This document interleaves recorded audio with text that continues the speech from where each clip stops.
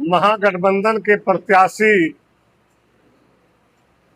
के सभा को संबोधन करने के लिए राष्ट्रीय जनता दल के हम लोगों के नेता आदरणीय तेजस्वी यादव जी कल 12:30 बजे सनोखर हाई स्कूल के मैदान में आ रहे हैं और पूरी सभा को संबोधन करेंगे। लाखों की संख्या में लोग वहां पे उपस्थित होंगे और जिस तरह से लहर पूरे बिहार में चल रहा है, क्योंकि आज पहला शुरुआत हुआ मतदान का और जो मतदान में रुझान आ रहा है कि राष्ट्रीय जनता दल के पक्ष में मैदान मत जो है हो रहा है। जितना भी सीट पर आज चुनाव है, करीब करीब सीटों पर जो है राष्ट्रीय जनता दल का बहुमत आ रहा है और फिर 11 तारीख को कहलगांव विधानसभा में और जितना भी इस एरिया का विधानसभा सीट है सभी में मतदान होना है और उसके लिए फिर सभा का आयोजन किया गया है और निश्चित रूप से बिहार में एक बदलाव का लहर चल रहा है और उसमें सभी लोग, सभी जाति, सभी धर्म के लोग तेजस्वी यादव जी के समर्थन में उतरे हैं। उसमें खास करके युवा और महिलाएं और बुजुर्ग का उनको काफी स्नेह और प्यार मिल रहा है और बदलाव इस बार निश्चित है। भावी मुख्यमंत्री के रूप में तेजस्वी यादव को देख रहे हैं और जो 14 तारीख को रिजल्ट आएगा वो राष्ट्रीय जनता दल और इंडिया गठबंधन के पक्ष में आएगा।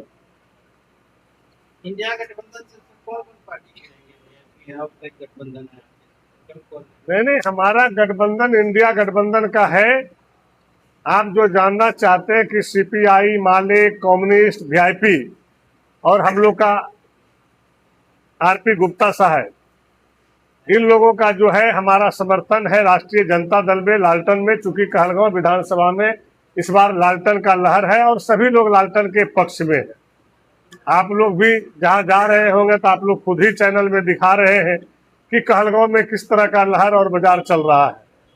तो कहलगांव में इस बार लालटन जलेगा और लालटन के पक्ष में है। चूंकि पहला लालटन कहलगांव में थमाया है, आचार संहिता के बाद जो सभा हुआ गौराडीह प्रखंड में, वहां से ही कह दिया कि भाई रजनीश यहाँ का नेता नहीं बल्कि बेटा बनके कहलगांव विधानसभा का सेवा करेगा और ये उम्मीद और भरोसा लोगों में है कि तेजस्वी यादव जी जो बोलता है वो करता है। और जो कैंडिडेट है रजनीश, वो एक अच्छा पढ़ा लिखा लोग है, पॉलिटिकल परिवार से है, तो निश्चित रूप से कहलगांव के लिए एक अच्छा उपलब्धि होगा। जी, एक बात बताइए, अभी भी विपक्ष ये कहता है लालू राज, जबकि तेजस्वी की बात आप कह रहे हैं, दोनों के उम्र के हिसाब से नए दौर में क्या देख रहे थे उससे? देखिए, निश्चित रूप से जो युवा आया और निश्चित रूप से युवाओं का भविष्य है और युवा का सोच ऊंचा हो चुका है और बिहार में युवा कुछ करना चाहता है।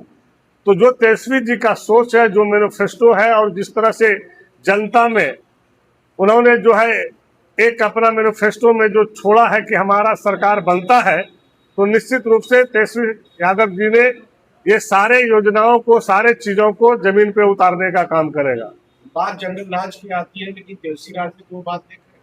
देखिए भाई, जंगल राज की बात उसी लोगों ने कर रहा है जो खुद महाजंगल राज बना दिया है। अभी आप देखें ना, दुलार चंद यादव की हत्या जिस तरह से मोकामा में हुआ, आए दिन कितनी हत्याएं हो रहा है। ब्लॉक का स्थिति आप खुद बता दीजिए, आप लोग सभी चैनल, ब्लॉक का क्या स्थिति है, वीडियो का क्या स्थिति है, सीओ का क्या स्थिति है, थाने का क्या स्थिति है, एसपी का क्या स्थिति है, यहाँ का पूरे प्रशासन का क्या स्थिति है। इसी से आप जान लीजिए कि ये सारे चीजों पे लालू प्रसाद यादव जी ने लगाम लगाया था और जनता का राज था। इसी लेके जनता के राज को इन लोगों ने जंगल राज कह रहा है और चूंकि ये लोग खुद जंगल राज में जो है महाजंगल राज कर रहा है। बीजेपी का एक बड़ा लीडर कह रहा है कि 60,000 करोड़ का विद्युत घोटाला हुआ गया आरके सिंह ने, तो कहीं बड़ा घोटाला है।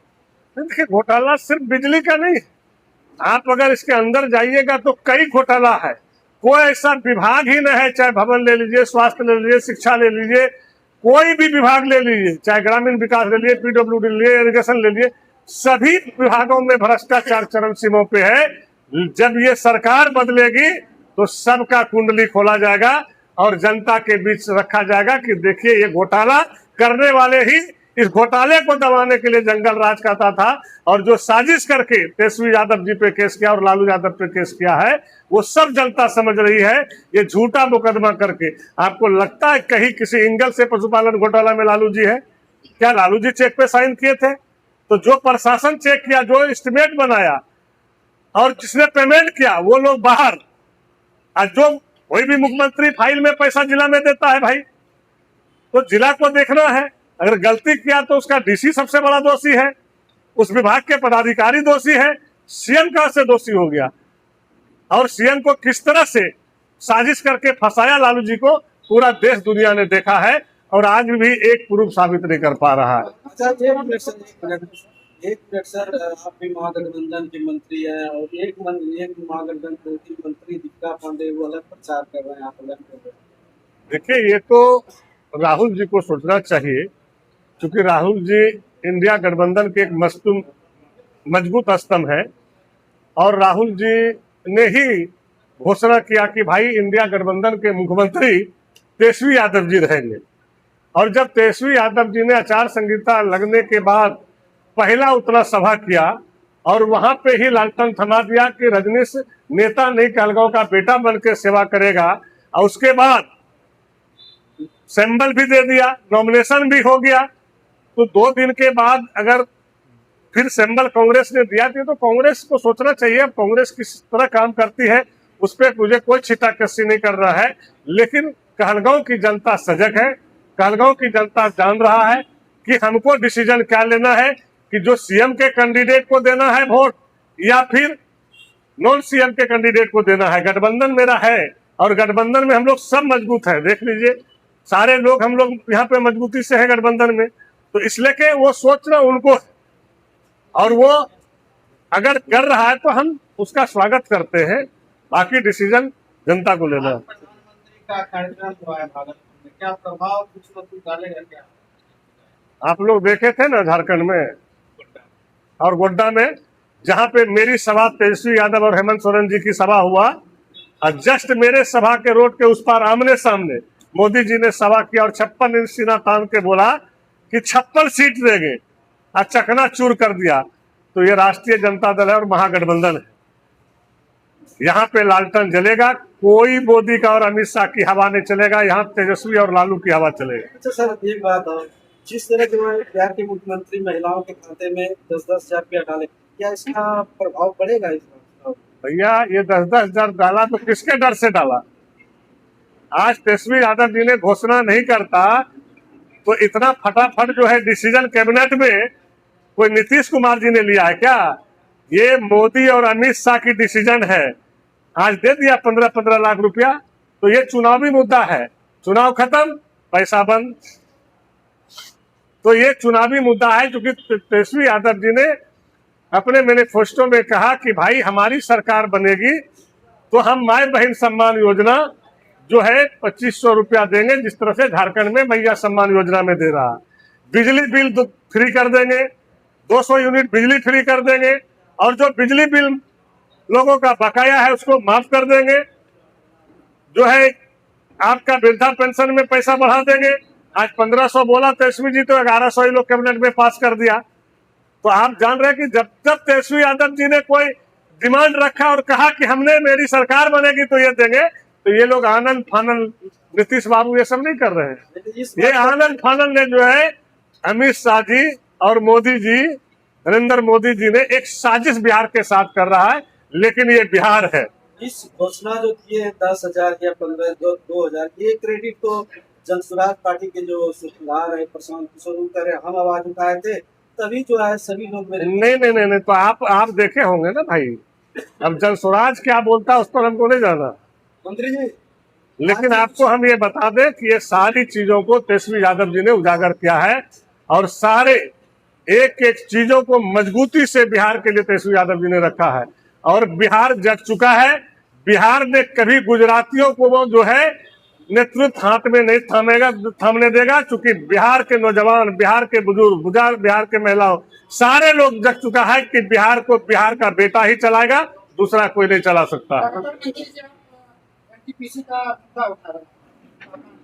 लेकिन लगातार उठा ले रहे हैं जो हकीकत मुद्दा।